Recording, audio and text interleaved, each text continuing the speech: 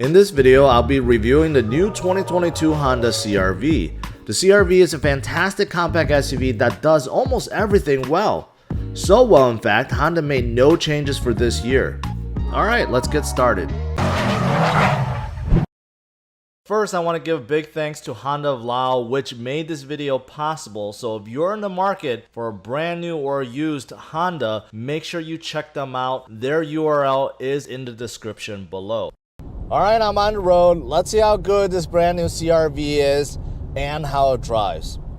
Well, let me start out by saying I reviewed many CR-Vs in the past, and every time I get done, I think, yeah, that's a fantastic compact SUVs. There are just certain cars or SUVs from Honda that are just really that good, and the CR-V is one of them. I'm really impressed. I really feel like it does everything well. Maybe not class leading in everything, but it does everything well and it really has no weakness. So why is the CR-V so good? Well, first, let's look at the outside, because I actually really enjoy the look of the CR-V. Back in 2020, Honda made subtle changes to the front bumper and rear bumper, and other things were tweaked slightly. But if you look at the front, the side, the back, there's good, nice sculpted lines everywhere. I really like the new front bumper, just the way it's designed. It looks like it's an angry mouth opening, and I really like that. It makes the front end looks a little bit more masculine and more aggressive. Also, the projector beam headlights, they look pretty good too. It's not full LED on this EX, but still, they have a good shape. LED daytime running lights on the outside, right? It looks nice, and you also get LED fog lights below, so I like it. And moving to the side, you can also see that shape, right? It's a good shape. There's good sculpted lines everywhere. And what I really like are those 18-inch alloy wheels. Now in the back, you get a shark fin antenna, you get a spoiler, large privacy glass, and in 2020, Honda decided to smoke the taillights. And I think just a subtle change like that actually makes a big difference. I really like this smoke design look. And you can see down below, you have some more black cladding. Unfortunately, there's no tailpipes. You do get chrome finishers on the Touring trim, but unfortunately, nothing on the EX.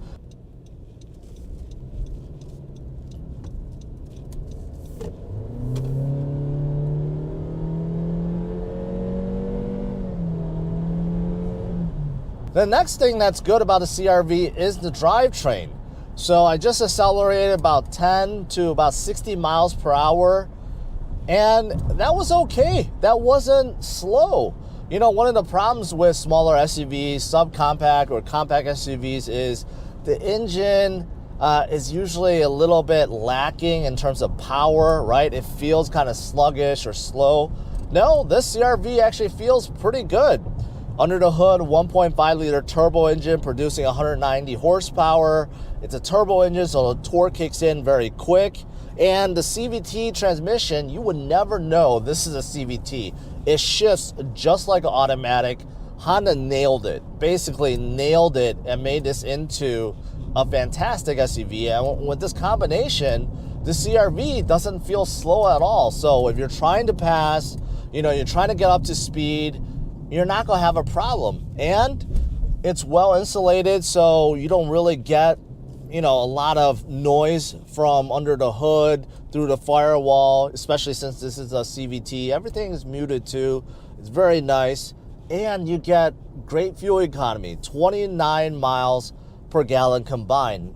Now, another thing that the CR-V does really, really well is cargo room and passenger room. I swear, on the inside, this is as big as a mid-sized SUV. I mean, I review mid-sized SUVs all day long, and I look at the headroom, the legroom, the cargo space, all that. This really should be categorized as a mid-sized SUV. It is really that big. Now, on the outside, it's not as tall or not as wide as a mid-sized SUV, but the inside is enormous. Let's start out with the trunk. Right? If you're looking at a trunk inside this EX, there is an enormous amount of cargo room behind the second row. There's a lot of cargo room. That's the best way to put it. Underneath the bottom cover, you do have a spare tire, but the bottom cover can be put two different ways. You can put it slightly up so it's flush to the rear bumper, or you can put it down to create more cargo room. So it's a little bit flexible in that way, and I like that design. But there's a ton of room, and you get a privacy cover on top and fold down levers on both sides for the second row. Really, really nice. Now, if you fold down the second row, I mean, the cargo room is enormous. The second row folds down really flat, and there's plenty of space to haul whatever you want. So that's really nice. So cargo room is not a problem inside a CRV. Well, what about passenger room? Also not a problem. So moving to the second row, inside this EX, all the seats, everything is covered in cloth, not leather. If you want leather, you got to go up to the EXL or the touring trim. But, you know, the cloth actually feels really good. I don't mind it at all. So if you look at me, I'm 5'10", and I have about 6 inches of legroom left behind my driving position. That is enormous considering this is a compact SUV. And about the same with headroom too. There was plenty of headroom. Now the seats also recline slightly. They do not slide, they do recline. But there is enormous amount of room in the second row. You really do not feel like this is a compact SUV. Also, the seats are very nice. They feel very soft. They don't feel stiff at all. And passengers get a pair of vents and a pair of USB ports, even inside the EX trim. So, passengers in the back, definitely not a problem. It's very comfortable, very spacious. And up front, same thing. I mean, I feel very spacious, very airy up here, especially with the moonroof open. But look, you know, 3 to 4 inches of headroom, plenty of shoulder room, hip room, not a problem at all. Nothing is hitting my legs or anything like that. It is very, very spacious in here. Now, I mentioned about the seats in the back being very comfortable. Same thing up front. Now, even though these aren't leather seats, that's fine. The cloth actually feels very nice. It actually looks pretty nice. It feels nice. You know, the bottom cushion is very soft. Same thing with the back, but the bolsters are holding my back in really well. They're not too aggressive, so I'm not sliding around. I feel like I am being hugged, yet it's still in a very soft and comfortable manner. So the seats up front, also very, very nice. Now, what about visibility and driving position? Well, visibility is fantastic. The front windshield is enormous. I can see well past the hood. So front visibility, great. Side visibility, also great. The door panels aren't very high. The windows are nice and big. So side visibility, also good. Blind spot visibility, also very good.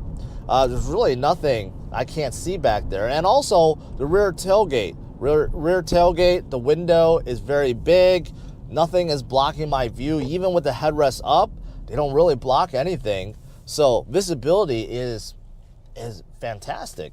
And driving position is good too. I'm not as high as a midsize SUV, but it's pretty tall. It's pretty tall. I mean, I have a minivan in front, and I feel like I'm looking down on the minivan. So it's a good elevated position. You get somewhat of a commanding view of the road. And then plus with the airiness in here, the visibility, right? The comfortable seats. So the driving position is very nice indeed.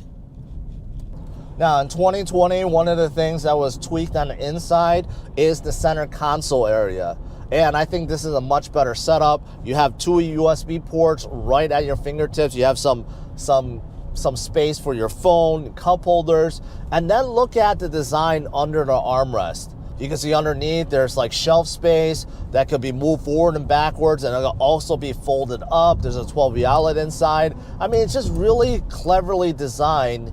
This is something that Honda excels at, the armrest center console area, and it was redesigned in 2020, and it hasn't changed for 2021, and that's because it's still, in my opinion, one of the best setups out there. It's just really useful, and I really like that as well.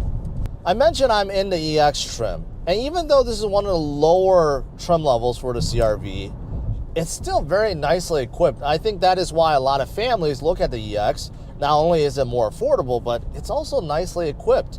Let's start out with the infotainment screen, right? You get a 7-inch infotainment screen. It's a touch screen, not the most responsive, but it works. It has Wi-Fi, Apple CarPlay, Android Auto. That's what people are looking for, right? They want to plug in their phone and just use it to navigate or whatever. You get that on here. You still have a volume knob, so that's nice. Reverse camera, pretty nice, although the resolution isn't the greatest. You also get heated seats in here. That's really nice. You know, normally on a lower trim, you don't see that offered, especially on cars without leather. Yeah, you get heated seats. You also got 12-way power adjusting driver's seat. That's nice, 12-way, right? That's usually reserved for luxury cars. You also get that in here as well. Also, dual zone climate control. That's really nice, not single zone. You also get heated mirrors, which is really nice in the winter. Also, blind spot monitoring. That's usually reserved for upper trims. You get that in here. Blind spot monitoring and rear cross traffic alert, that's included. And that's along with Honda Sensing, which became standard on all trims in 2020. Honda Sensing gives you everything: adaptive cruise control, road mitigation, lane sway warning, right?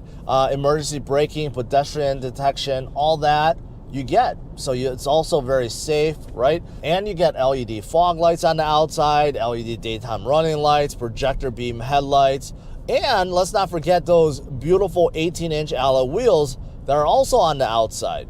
So as you can see, even though this is a lower trim level, this EX trim, it's still very nicely equipped. Oh, I forgot, you get a power moonroof on top too. So it lets a lot of light in, and that's always nice. Now, as for cabin noise, pretty good. I'm going about 45 miles per hour. Today isn't a windy day, but really nothing from the outside.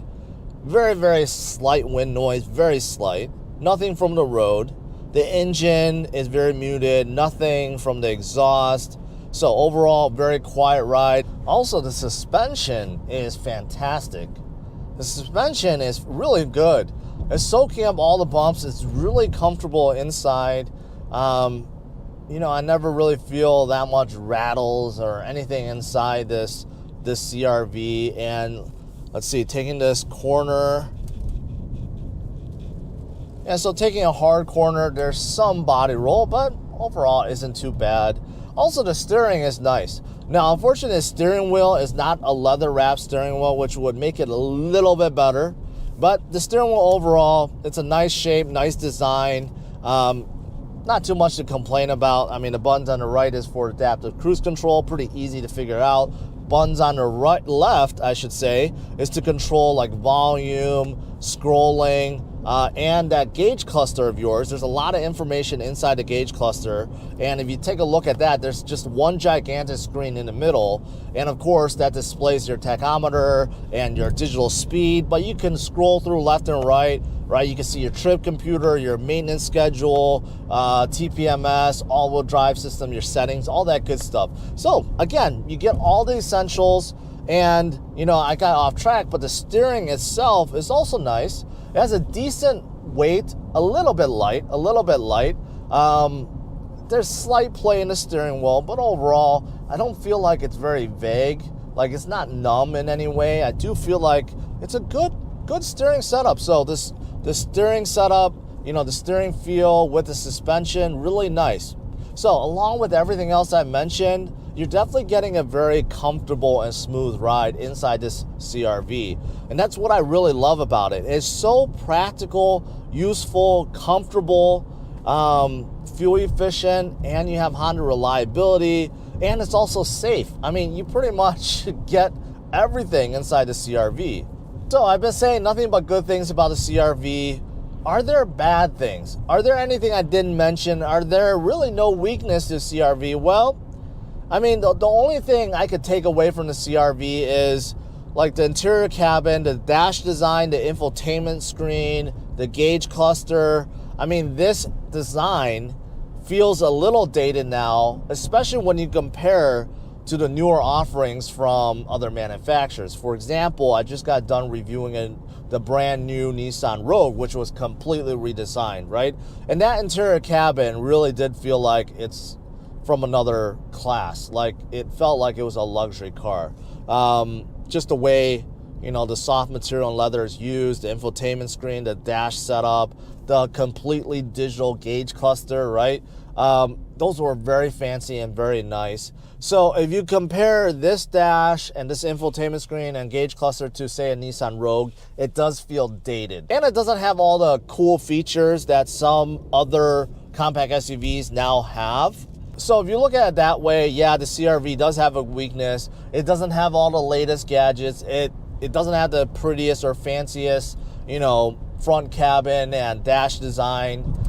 However, with that said, I mean, this still works, and it works well. Nothing in here is actually broken. It's just that the competition does things a little bit better. Next up, let me talk about trim levels and pricing and give you my final thoughts on this brand new CR-V. As for trim levels, there are 5 to the brand new 2022 CR-V.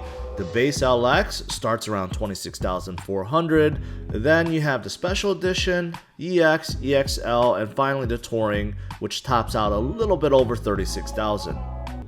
To conclude, the 2022 Honda CR-V is still a fantastic compact SUV from Honda. The exterior is still among the best for this class. The interior space will definitely surprise you, as the second row and trunk space are both enormous. The CR-V is quiet, it drives well with the turbo engine and the CVT transmission combo, but the downside to the CR-V would be the interior cabin and infotainment system, which both look dated versus the competition. Thanks for watching, hit the like and subscribe to the channel, and stay tuned for more car reviews.